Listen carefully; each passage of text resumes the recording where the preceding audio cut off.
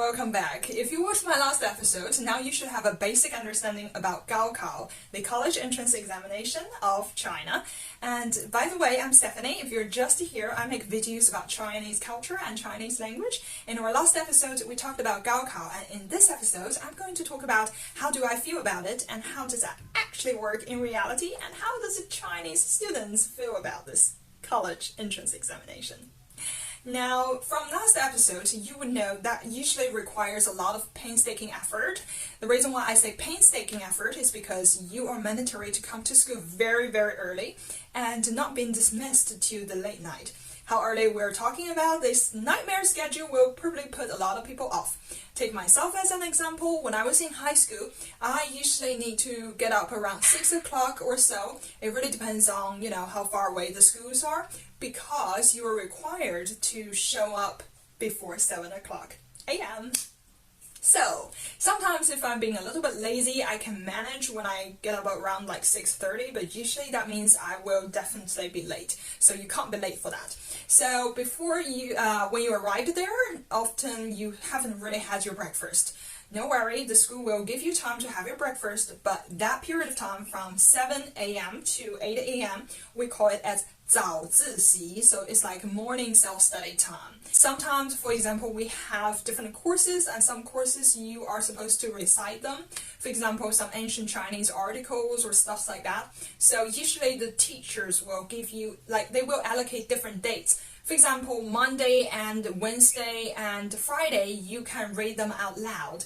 So on these days, the students will kind of some of them are sit there, some of them are standing there, but we all in the classroom and you recite your articles, okay? And some days you are supposed to study quietly, it really depends. But so that's the morning time, and then comes the breakfast time, maybe from 8 to 8:30, you can have some breakfast. Afterwards, we will have class starting somewhere, I can't really remember, between 8:30 to 9 a.m. and then all the way to 12. So, and then you would have lunch. So the lunchtime for us Chinese, you usually have a longer break because we have the custom of taking a nap. But nap is such a luxury for those high schoolers. I'm so accustomed to just take a nap like this. That's what we always do. So you have a desk of yourself, of your own, and you just sleep like that, take a little nap.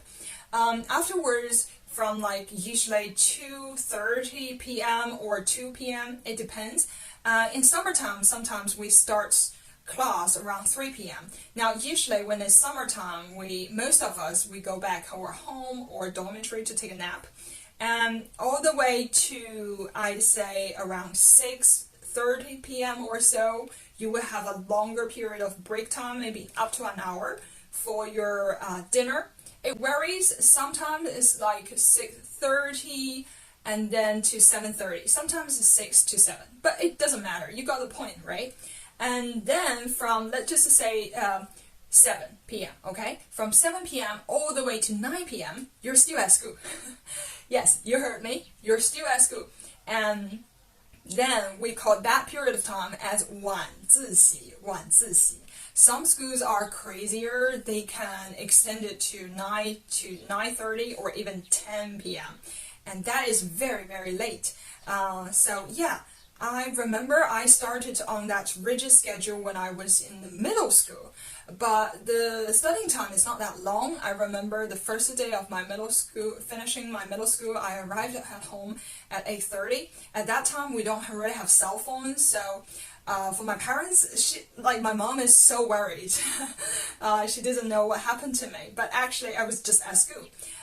Moving to my high school time, yeah, we definitely have some late night class up until 9:30 or maybe 9. I couldn't really remember. It was quite late because my home is far away from school. So by the time I got back to my home, it's always very late.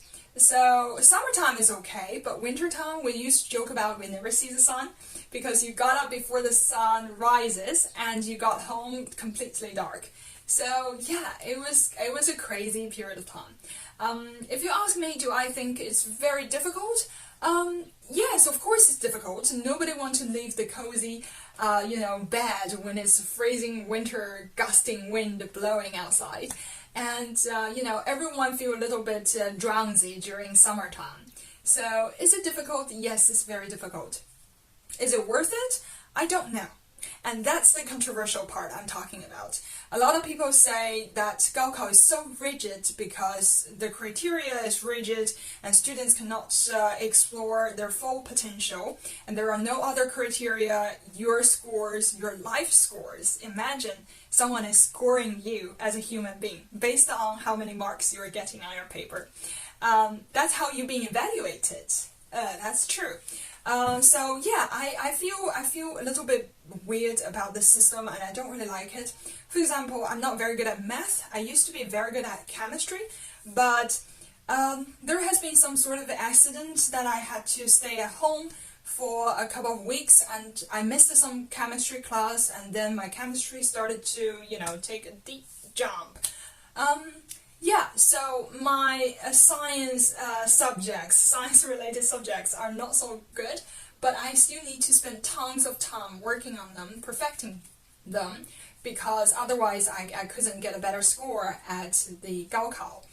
And it doesn't really show your character as well. A lot of things you need to recite them. You can't really, you can't really use your imagination or illiterate on it. A lot of things has a so-called standard answer, which is something that I hate so much. So that's the part I dislike about this exam. But do I completely against it? No. Because I remember in my last episode I told you guys other options besides Gaokao. Yes. And let's talk about those fortunate cases a little bit. So for those super bright genius students, I'm always so envy of them. They're so good at their studies, so good at their marks. I'm not very good at those things. And anyway, so they get an early admission, so that is a great news for them, for the society as well. Some of them have been making great achievements in their life, which is fantastic. And for other cases, some people chose to study abroad. Now, studying abroad is a challenging matter, not only about your academic scores, but also about your finance. Usually, because you're that young, the finance burden lies on your family. So it's more like a competition between the families instead of yourself. So it's not just enough for you to be able to study abroad. It is the financial part you still need to support. I know you guys are going to talk about scholarship and other subsidies from the government or the schools. And then again, I'm sure if you're bright enough, you can get all the scholarships. But let's think about the normal education system works. You don't need to be that bright to be admitted to your dream school as long as you pay your tuition, right? As long as you reach a certain standard, and then you can be admitted. And for the living cost in other foreign countries, those can be very steep for common families as well. So it's quite a challenge. Now, in terms of China's situation, a lot of people has been suggesting, we should change the rigid criteria. We should try to explore students' creativity and potentials. I'm all for that, really. I think that's a great idea. But the other thing I think we should pay attention to is the fact that a lot of the kids in China, they don't really have the access to the creativity part. They don't have the access to the fancy exploring the world thing. Imagine you are the examiner and you ask about them, what do they think about the geographical landscape of this area? And the people who have visited those places could say, I saw that dead volcano. It was magnificent. I can't believe what I'm seeing here. And they can tell you in great detail about the texture of the soul, of the phenomenon that is going on with this land. Imagine you ask the same question to a stellar student from, let's say, less privileged area, from a poor village. They might write great papers, but all they see is from the dead, not vivid at all picture from the textbooks. So they can't tell you the texture of the dead volcano, but they can tell you is the movement of the volcano and how the scientists can predict it about this dead volcano. Now, it's really hard for the examiner to choose who is better, right? It depends on how they present themselves. I'm sure if the less privileged students can present themselves with great confidence and posture, they might be a winner as well. But the reality is, kids from those areas are normally less confident. and less expressive. They can be appeared as a timid person and who are not very expressive, who are not very good at using their knowledges or have a good command of it. Now, I think if it's up to you, you might prefer the former, right? And it's very possible. The former kid is bright, is expressive, is confident, he knows what he wants to say, and he's not afraid of showing it, which is all great traits. And it's good leader, good presenter, everything, whole package. But let's imagine if this thing keep going like this for several decades, or maybe just for several years, right? The poor kids will remain where they are, and the brighter kids or the privileged kids will be advancing in the society, will eventually be the leader of the society. Everything seems nice, but somewhere it's going wrong, right? So in China, we have a saying, 上品无寒门, 下品无士族.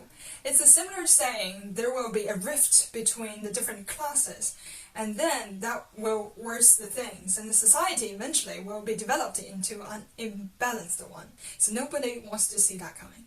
I still think with such a large base of population here in China, Gaokao is still the most effective way to bring those poor kids out of their village, to see the better world, to see a bigger world. So once they see that, they will become that confident, expressive kid. Do you think there will be a smooth transition? I don't think so.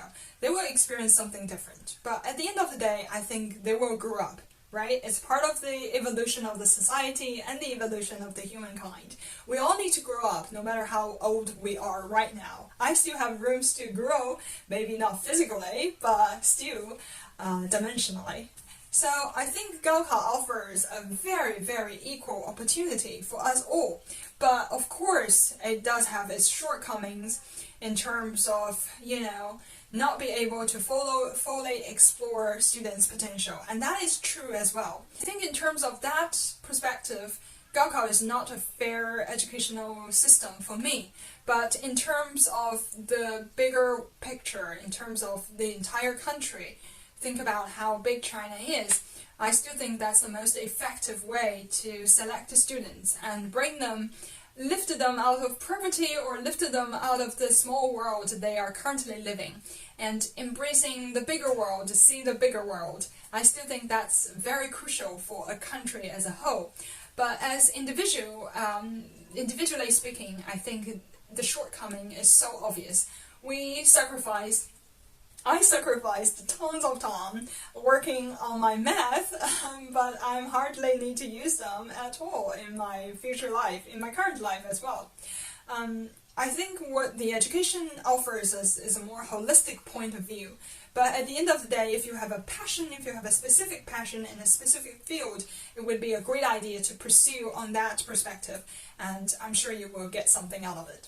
So that's my rambling about Gaokao system. If you are curious about this, this is my honest opinion as a Chinese. But yeah, at the end of this video, I just want to shout out to all the Chinese students, and I want to wish them good luck for their upcoming exams. After all, one of their most important exams is ahead of them. I think they will do well, and if they don't, just remember there will always other paths waiting you in the future. I'm Stephanie. If you like this video, share it, like it, and follow me, and learn more about China and Chinese language. I'll see you next time.